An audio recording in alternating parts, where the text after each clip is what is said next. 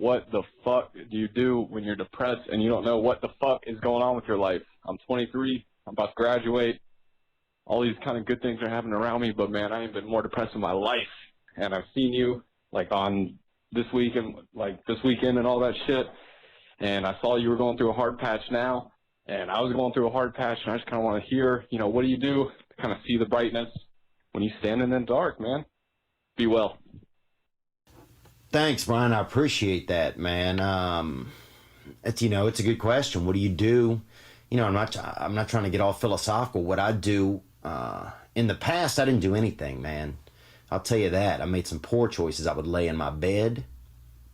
I would do masturbation. You know, I would do just masturbation until I didn't even have any feelings. I would almost just beat my feelings out of my body via masturbation, you know.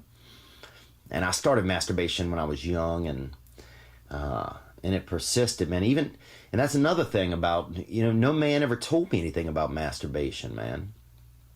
You know, I mean, when my father was young, he was probably on horses, and who knows what the fuck they were doing. You know, I don't even know if they had masturbation then. And my brother was gone. He wasn't there. So I learned it, you know, by watching some pornography videos. And some boy beat me up at the library one time and showed me a bunch of pictures of cooter. That's what he called it. And that boy was beating me and making me look at these pictures of cooter that he had that were all jacked up and had been, probably just looked like they'd been looked at so many times. It was nasty. But what do, man? I try to find some faith these days. I try to have faith, you know, that things will be okay. I mean, it's hard to tell a guy. I mean, you're in college, you're going through those, you know, there's a lot going on in your life, I bet.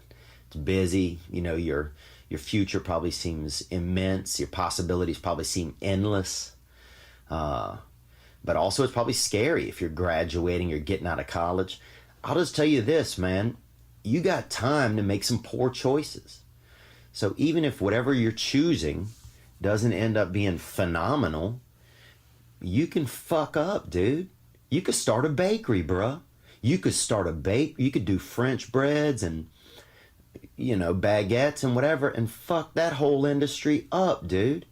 You could burn the bakery down and try to get insurance money. You go to jail for that for 8 years. You get out, you're only 31. You could then join the service, get out of that, and you're only 35. And you still can do it, you know, so you have time to kill, man. So I just wouldn't be so hard on yourself. I'd take a step back. And sometimes when you're in your problems, you can't see that the reality of things is that things are okay. You know, sometimes you're just so caught up, like you got to do this and you got to do that.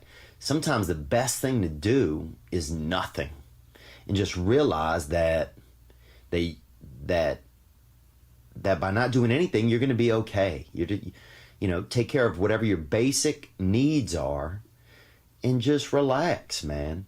You know, relax. Especially if you're in college, man. They got, you know, hot leg running around, and you could do, you know, you could experiment and do homosexuality. You could do whatever you want, and whatever it is, you'll be able to, you know, get through it or get past it. Because time will heal everything, man. I promise you that, dude. Time will heal everything. So I'd say look at the reality, bud. I would say just look at the reality of things. In the big scheme of things, it's not going to be that overwhelming. When I think back about college, the only thing I really remember is that I wish I would have had more fun. That I wish I wouldn't have worried so much about this or that, you know, about the tests and about the, you know, what people thought of me. And I just wish I'd had a good time. I wish I had more pictures from college of me having a blast, bro. That's what I wish. So if I had any guidance there or thoughts or suggestions, I would say take it easy, take a step back. If shit feels dark, find a mentor, you know. Find a you know, somebody who already graduated and talk to them. Talk to somebody. Don't go it alone. You know, find you another man and get out there and put your feelings out there. You know, you can't be afraid to put your feelings out there, dude. That boy Thunder's daddy, he used to, when I would miss the school bus, his dad would give me a ride to school. And he would even help me with my spelling words. And he used to smoke Marlboro cigarettes, and he would blow the cigarette smoke at me while I was trying to recite my spelling. And it's hard to spelling's kind of hard enough. I did well in it, but spelling, when you got smoke coming at you and in your eyes and everything, even harder. You know, when you're trying to spell just being attacked by secondhand smoke, that's that's some fucking straight up Wyatt Earp. I mean, you're the Wyatt Earp of consonants and syllables at that point. So, but I remember sometimes I would share with him what was going on, because even if it was just a few minutes in a car together, that was another man around that I could reach out to for support. So that's what I would say, man. Take it easy. Look at the reality of the situation. Don't get caught in the minutia that's right in front of you. Look at the big picture. Big picture, you're finishing college, man.